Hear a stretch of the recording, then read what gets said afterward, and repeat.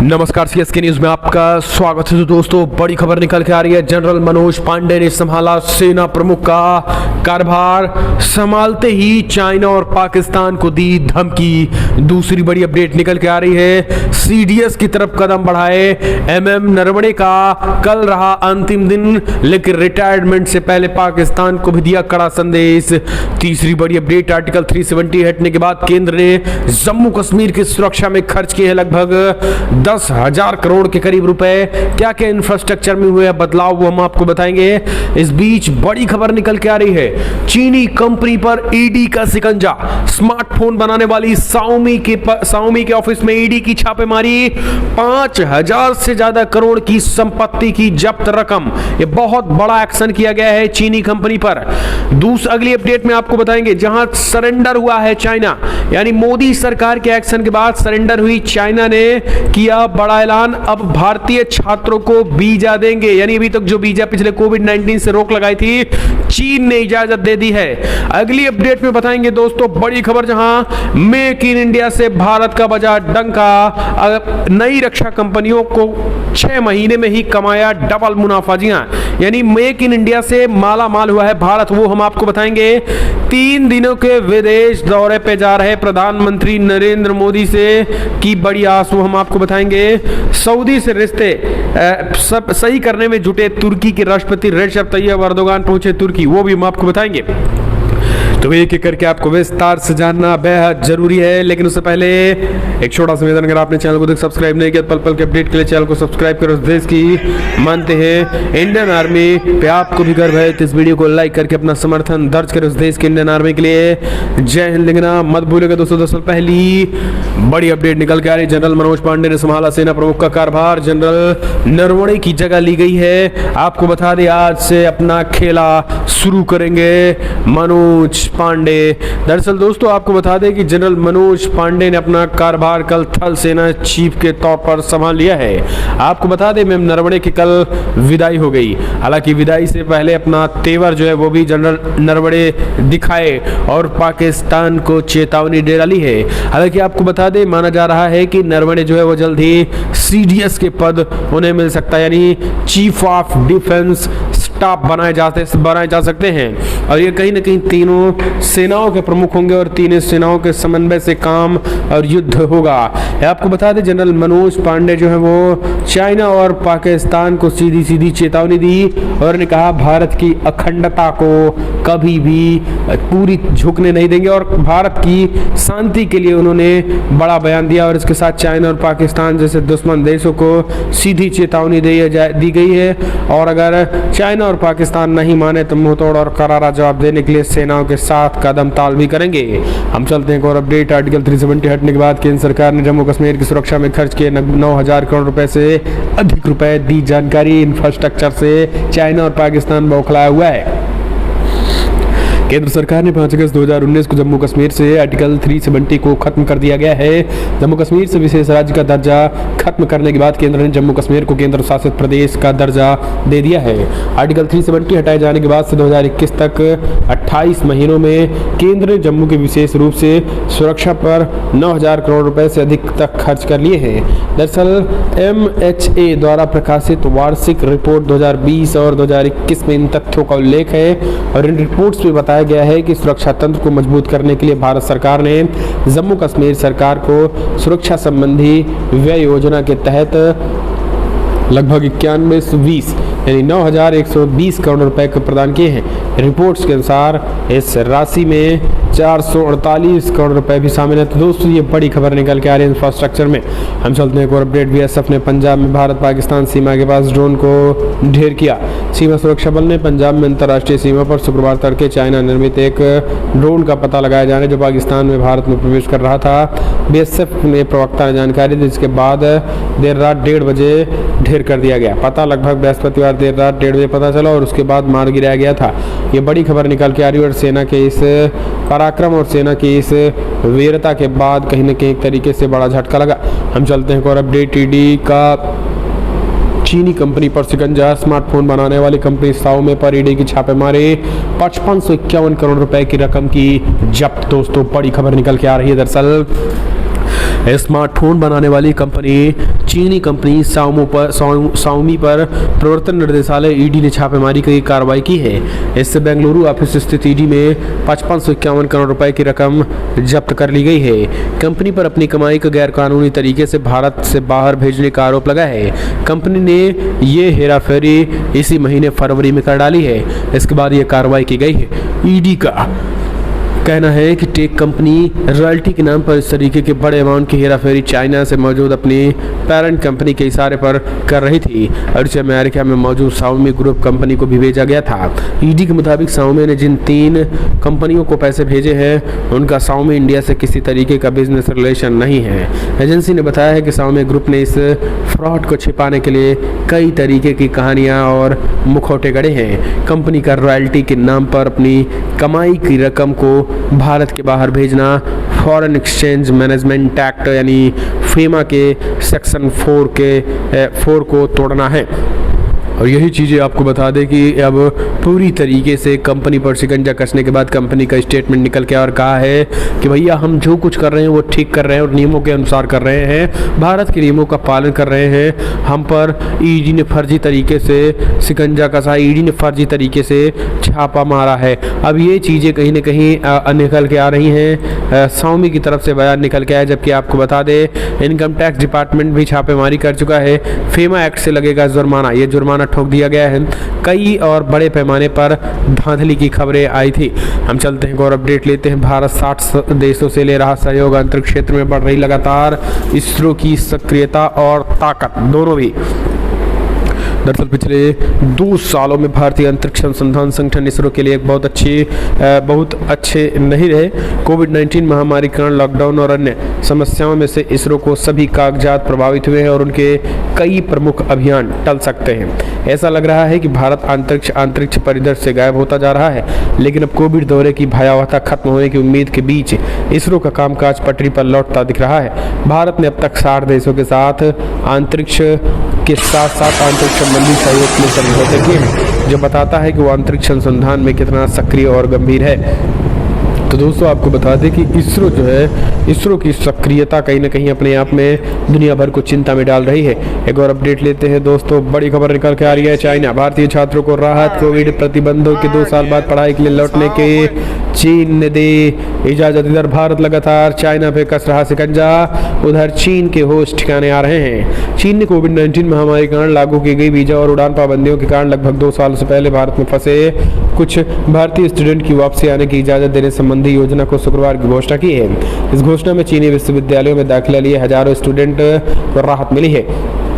भारतीय दूतावास ने कहा है कि चीन लौटना चाह रहे भारतीय छात्र 8 मई तक मिशन की वेबसाइट पर एक गूगल फॉर्म भरकर जरूरी जानकारी दें। चीन विदेश मंत्रालय के प्रवक्ता झाओ लिंगशियांग ने कहा है कि पढ़ाई के लिए चीन लौटने के लेकर भारतीय छात्रों को चिंताओं को हमारा देश काफ़ी अहमियत देता है। हमने अन्य देशों के छात्रों को चीन लौटने की प्रक्रिया और अनुभव को भारतीय पक्षों के साथ साझा किया है। उन्होंने कहा है कि भारतीय स्टूडेंट की वापसी के लिए काम शुरू हो चुका है। भारतीय पक्ष को केवल उन स्टूडेंट की लिस्ट देनी चाहिए जिन्हें वास्तव में चीन वापस आने की जरूरत है। आपको बता दें कि ये चाइना का कहीं ना कहीं बदला रूप है। हम चलते हैं और अपडेट। मेक इन इंडिया का बजा डंका। दोस्तों जिन ने भी नई रक्षा कंपनियों में 6 महीने में कमाया मुनाफा, यानी जिन्होंने रक्षा कंपनियों के तहत काम किया था उनको जबरदस्त मुनाफा यानी भारत में कमाई बढ़ी। पिछले साल अक्टूबर में गठित की गई रात में से 6 नई कंपनियों ने अपने व्यापार के आरंभिक 6 महीने यानी 1 अक्टूबर 2021 से 31 मार्च 2022 की अवधि के दौरान अंतिम लाभ दर्ज किया है। सत्र इंडिया लिमिटेड को छोड़ करके शेष 6 company munitions India limited, arms vehicle advance weapons and equipment India limited के साथ साथ अंतिम लाभ दर्ज किया गया है। रक्षा मंत्रालय के एक बयान में कहा गया है कि राष्ट्र को समर्पित किए जाने के बाद केंद्र सरकार ने शुक्रवार को नई रक्षा कंपनियों की मदद की गई है और उन्हें समर्थन दिया है ताकि वो कॉरपोरेट संस्थाओं की तरह अपना व्यापार शुरू कर सके। पुराने OFB के साथ पूरे न किए जा सकने वाले ऑर्डर को दुरुस्त किया गया है और उन्हें संविदाओं में बदल दिया गया है, जिनकी कीमत 70,000 करोड़ रुपए निर्धारित की गई है और वित्त वर्ष के लक्ष्य के मद्देनजर 7765 करोड़ रुपए की नई कंपनियों को दिए गए हैं। हम चलते हैं और अपडेट लेते हैं। दोस्तों बड़ी खबर निकल के आ रही है, आपको बता दें रिश्ते सुधारने के लिए सऊदी पहुंचे तुर्की के राष्ट्रपति रेजब तैयब एर्दोगान। तुर्की ने 4 साल बाद अब सऊदी अरब से रिश्ते सुधारने की दिशा में कदम आगे बढ़ा दिए हैं। तुर्की के राष्ट्रपति रेजब तैयब एर्दोगान ने 2 दिवसीय दौरे पर सऊदी पहुंचे हैं और उन्होंने यहां सऊदी के किंग सलमान बिन अब्दुल अजीज से मुलाकात की है। दोनों ने एक दूसरे को गले लगाया और काफ़ी देर तक बातचीत की। एर्दोगान की क्राउन प्रिंस मोहम्मद बिन सलमान से भी मुलाकात हुई है। एर्दोगान ने कहा है कि मेरी यात्रा हमारे दोनों सहयोगी देशों के बीच सहयोग के एक नए युग की शुरुआत करने की साझा इच्छा का प्रतीक है और हम राजनीति, सेना, अर्थव्यवस्था और संस्कृति समेत सभी क्षेत्रों में बेहतर संबंधों के एक नए युग को शुरू करने के लिए कड़ी मेहनत करेंगे। आपको बता दें 2018 में तुर्की की राजधानी इस्तांबुल स्थित सऊदी वाणिज्य दूतावास में सऊदी अरब के पत्रकार जमाल खशोगी की हत्या कर दी गई थी और इसी घटना के बाद दोनों देशों के बीच तनाव बढ़ गया था। सऊदी अरब के पत्रकार जमाल खशोगी की हत्या के बाद लगातार तनाव बढ़ गया था। हम चलते हैं और अपडेट लेते हैं। दोस्तों बड़ी खबर निकल के आ रही है, अफगानिस्तान में एक बार फिर से युद्ध के आसार। पूर्व आर्मी चीफ बोले आज़ादी के लिए तालिबान से लड़ते रहेंगे, ईद के बाद शुरू हो सकती है फिर से जंग। अफगानिस्तान में पिछले साल तालिबान ने कब्जा कर लिया था और इसके बाद अब अफगानिस्तान सेना के एक पूर्व जनरल ने तालिबान को ललकार दिया है। उनका कहना है कि अफगानिस्तान में स्थिति लाने के लिए तालिबान से जंग एकमात्र रास्ता है। अफगानिस्तान के पूर्व आर्मी चीफ लेफ्टिनेंट जनरल सामी सादात पूर्व सैनिक और राजनेताओं के साथ मिलकर तालिबान के खिलाफ जंग शुरू करने की तैयारी कर रहे हैं। ये जंग ईद के बाद शुरू हो सकती है। उन्होंने कहा है कि तालिबान के खिलाफ सैन्य कार्रवाई अफगानिस्तान में स्थिरता के लिए एकमात्र रास्ता है।